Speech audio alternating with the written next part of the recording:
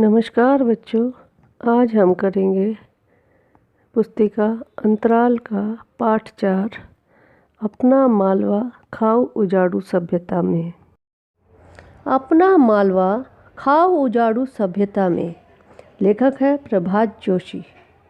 यह पाठ अंतराल से लिया गया है।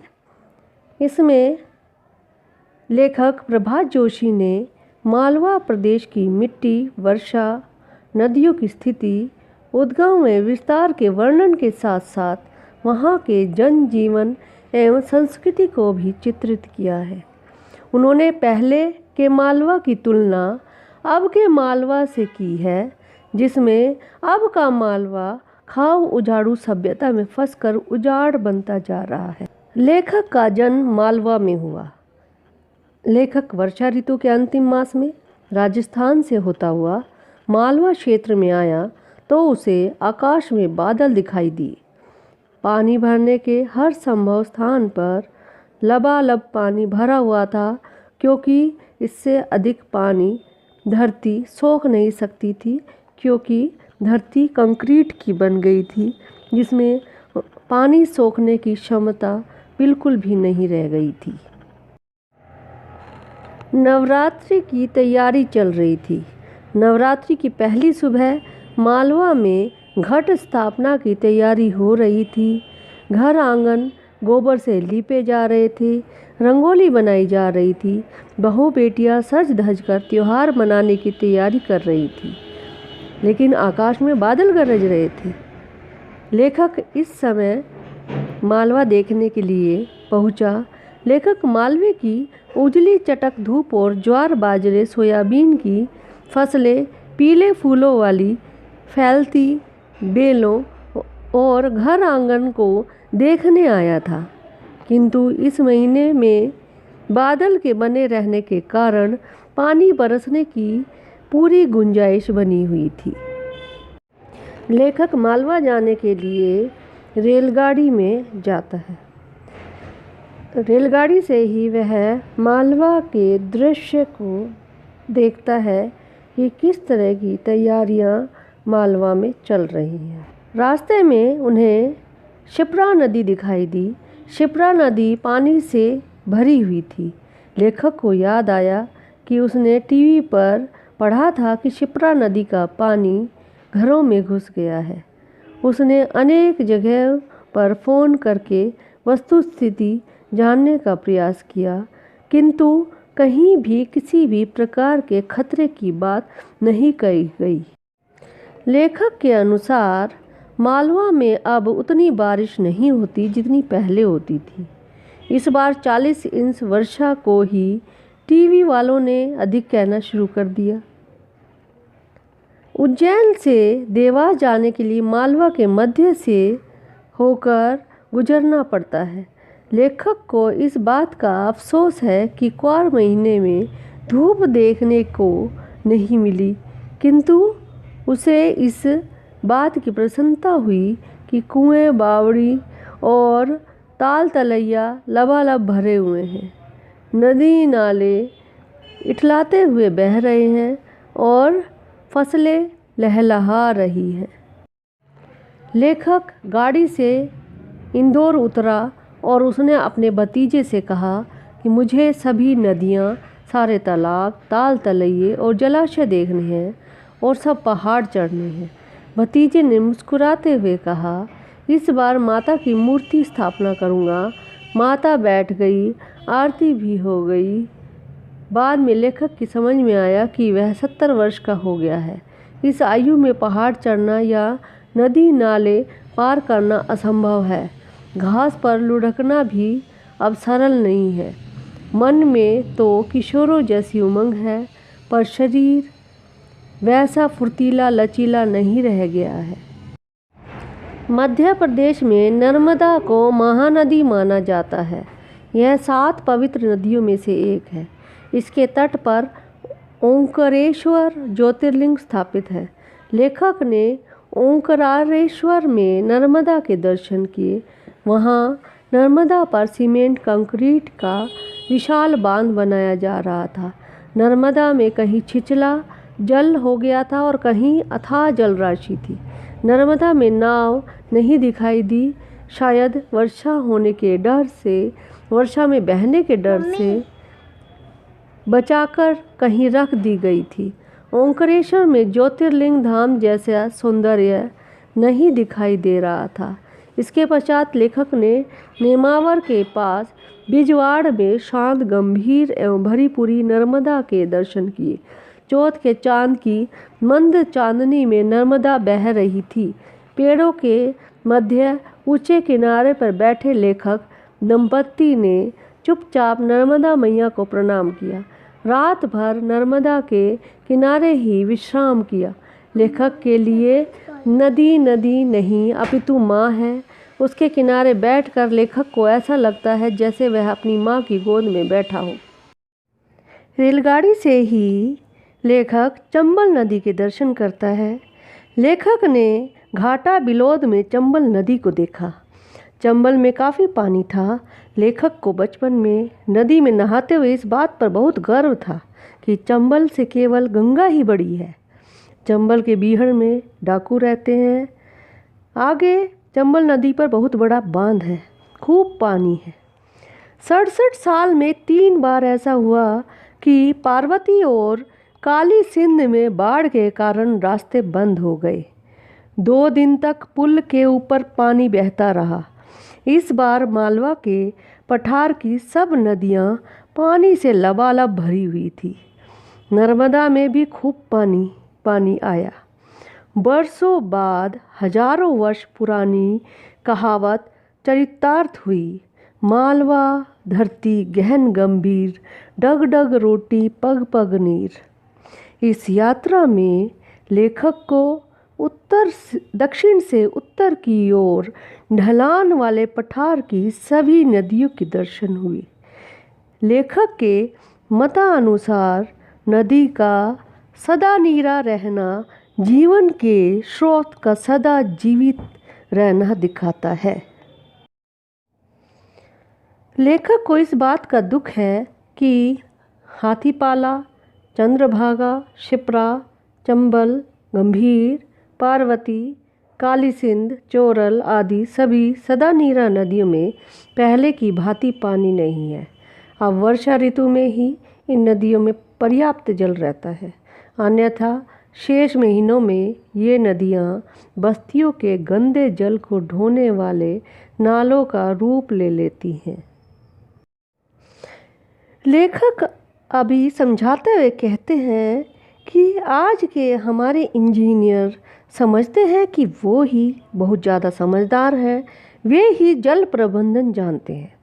पहले के लोग तो कुछ जानते ही नहीं थे।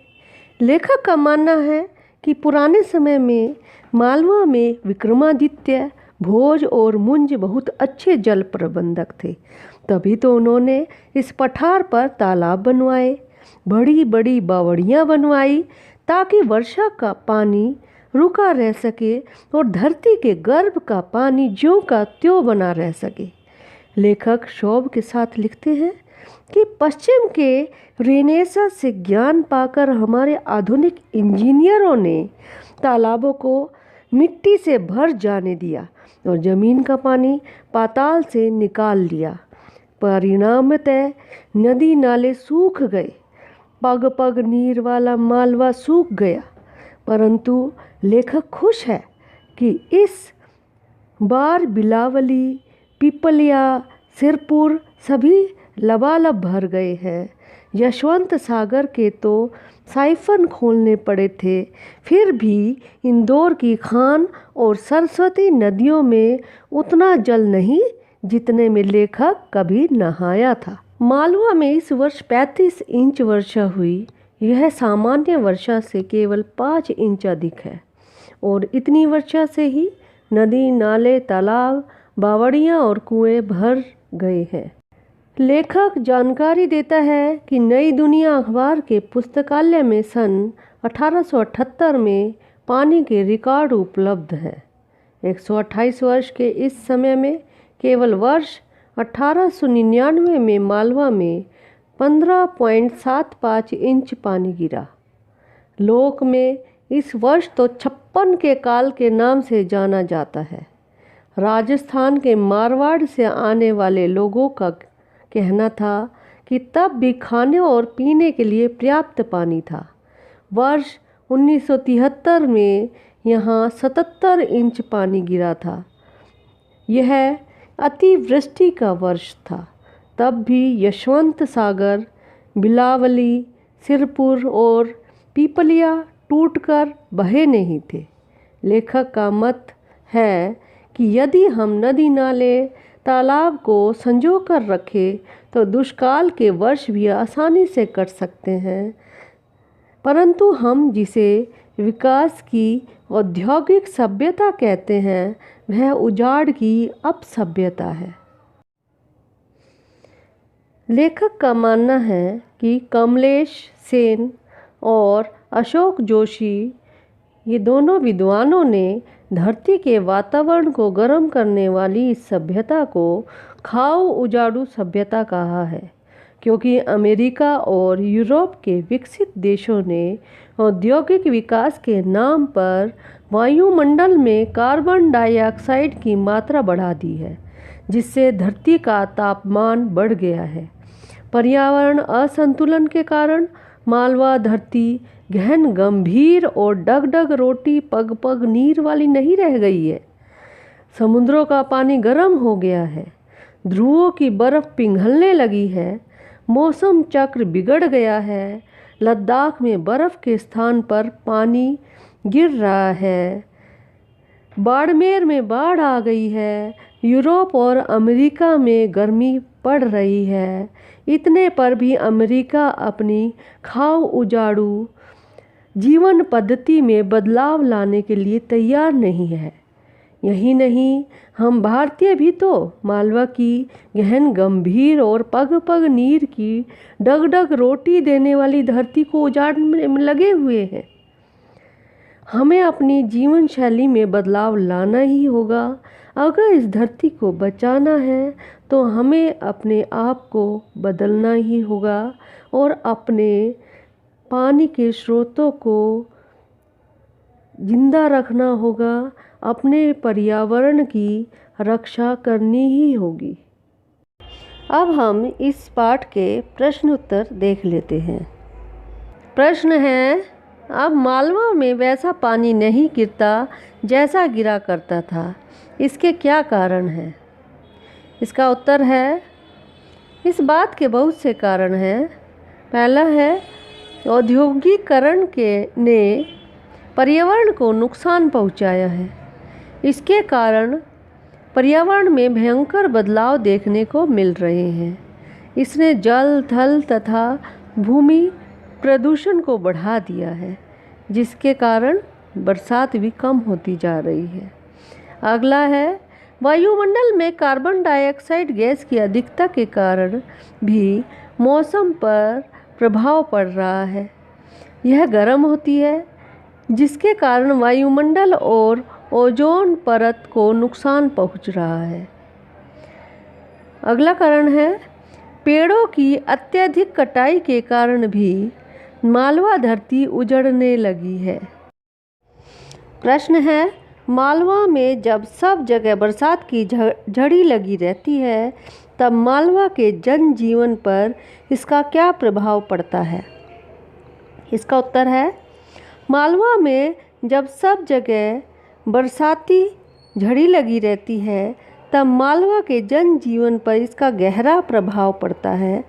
खूब बरसात होती है, मालवा में स्थित नदी नाले पानी से भर जाते हैं और बरसात का पानी घरों में भी घुस जाता है। फसलें लहलहा उठती हैं। मालवा में व्याप्त बावड़ी, तालाब, कुएं तथा तलैया सब पानी से लबालब भर जाते हैं।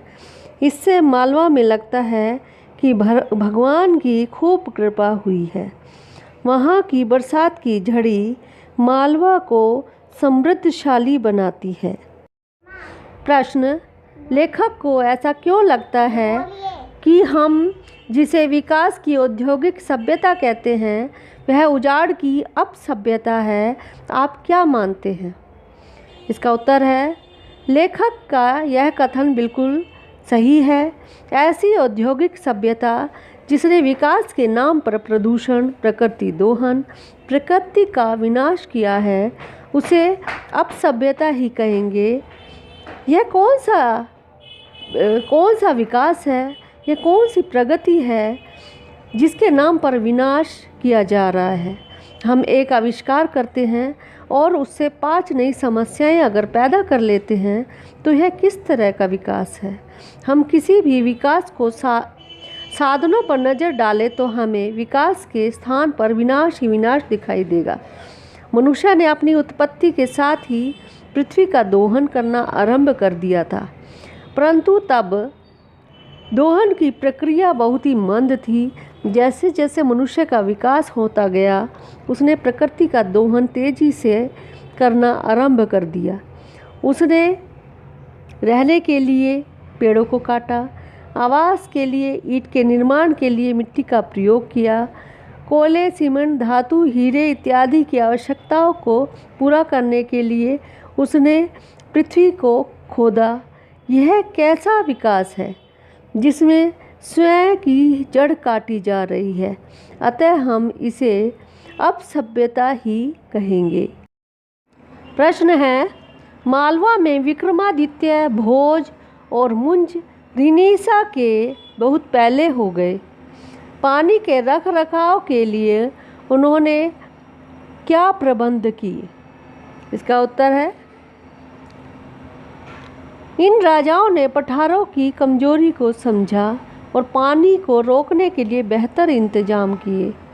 उन्होंने इसके लिए सबसे पहले यहाँ पर तालाब, कुएं, बावड़ी आदि का निर्माण कराया। इस तरह का बरसात का पानी जमा करके रख सकते थे।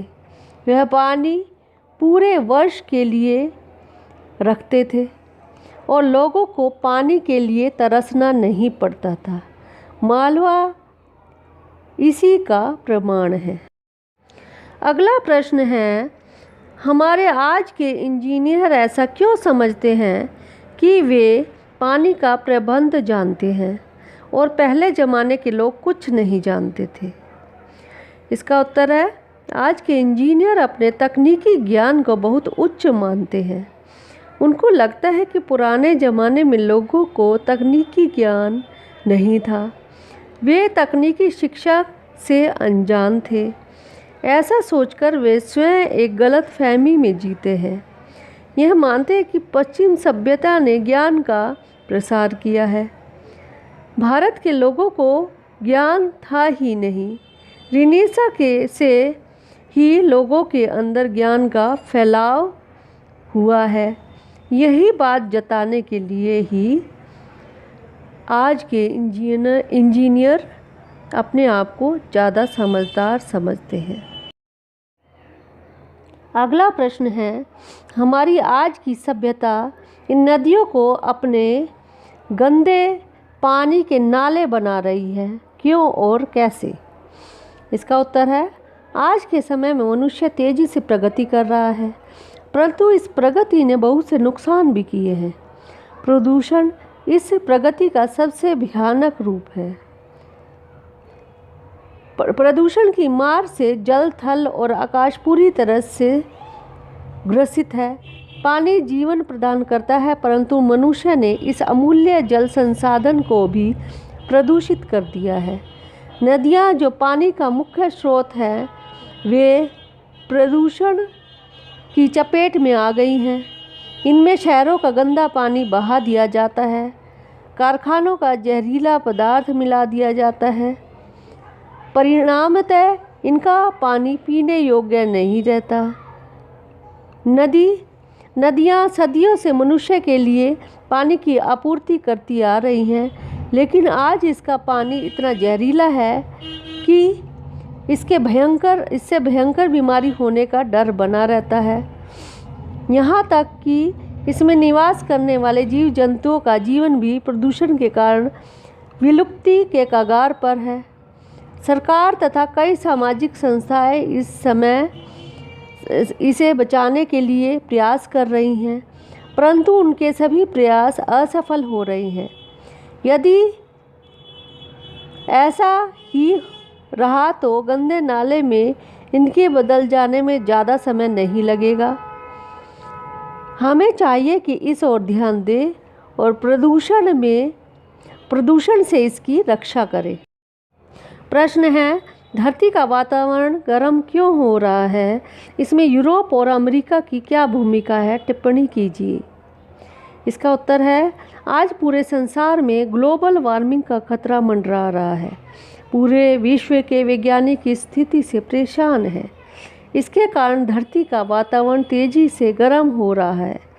हम मनुष्य अपनी सुविधाओं के नाम पर जो कुछ भी करते हैं वह हमारे लिए ही खतरनाक सिद्ध हो रहा है। वाहनों, हवाई जहाज़ों, बिजली बनाने वाले संयंत्रों, उद्योगों इत्यादि से अंधाधुंध होने वाले गैसीय उत्सर्जन की वजह से कार्बन डाइऑक्साइड में वृद्धि हो रही है।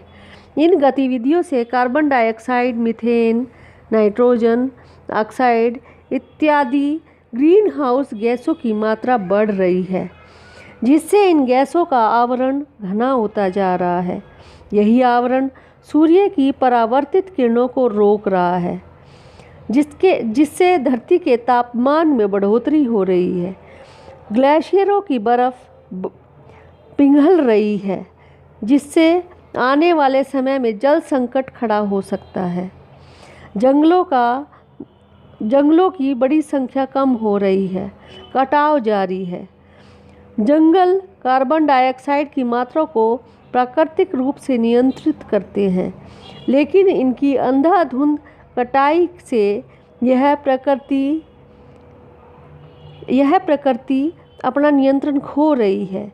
यदि जल्दी नहीं की गई तो हमारे जीवन पर भी सवालिया निशान खड़े हो सकते हैं। इन गैसों के उत्सर्जन में अमेरिका तथा यूरोपीय देशों की महत्वपूर्ण भूमिका है। वहाँ से सबसे अधिक इन गैसों का उत्सर्जन होता है। वे इस बात को स्वीकार नहीं करते हैं। प्रश्न है, पर्यावरण को विनाश से बचाने के लिए आप क्या कर सकते हैं? उसे कैसे बचाया जा सकता है? अपने विचार दीजिए। इसका उत्तर है, प्रदूषण को रोकने के लिए वायुमंडल को साफ सुथरा रखना परम आवश्यक है। इस ओर जनता को जागरूक किया जाना चाहिए। बस्ती व नगर के समस्त वर्जित पदार्थों के निष्कासन के लिए सुदूर स्थान पर समुचित व्यवस्था की जानी चाहिए। जो औद्योगिक प्रतिष्ठान शहरों तथा घनी आबादी के बीच में है, उन्हें नगरों से दूर स्थानांतरित करने का पूरा प्रबंध करना चाहिए। घरों से निकलने वाले दूषित जल को साफ करने के लिए बड़े बड़े प्लांट लगाने चाहिए। फैक्ट्रियों और कारखानों को नदियों से दूर कर देना चाहिए। सौर ऊर्जा को बढ़ावा देना चाहिए। वन संरक्षण तथा वृक्षारोपण को सर्वाधिक प्राथमिकता देनी चाहिए और इस तरह से प्रदूषण मुक्त वातावरण का निर्माण किया जाना चाहिए। प्रश्न है, क्या आपको भी पर्यावरण की चिंता है? अगर है तो किस प्रकार? अपने शब्दों में बताइए। इसका उत्तर इस प्रकार से हम लिख सकते हैं, हाँ, मुझे भी पर्यावरण की चिंता है। मैं देख रहा हूँ कि आसपास क्या हाल है। मैं दिल्ली में रहता हूँ और आज यह भारत के सबसे प्रदूषित शहरों में आता है। इसके कारण यहाँ के नागरिकों को सांस संबंधी तथा त्वचा संबंधी बीमारियाँ हो रही हैं। यहाँ पर शुद्ध वायु लेना तो जैसे सपने की बात है। इस कारण लोगों की आयु भी कम हो रही है। मैं सोचता हूँ यदि ऐसा रहा तो भारत का दिल कहा जाने वाला यह दिल्ली शहर कैसे बचेगा। इसके अतिरिक्त यदि मेरे देश के हर राज्य और शहर का यही हाल रहा तो हमारी आने वाली पीढ़ियों का क्या होगा? हम उन्हें क्या देंगे? हमें शीघ्र ही कुछ करना पड़ेगा, वरना समय दूर नहीं जब मेरा देश प्रदूषण के जहर से त्रस्त हो जाएगा। इस पाठ की पुनरावृत्ति करने के लिए टेस्ट का लिंक आपको डिस्क्रिप्शन में मिल जाएगा। उस टेस्ट को करके आप अभ्यास कर सकते हैं।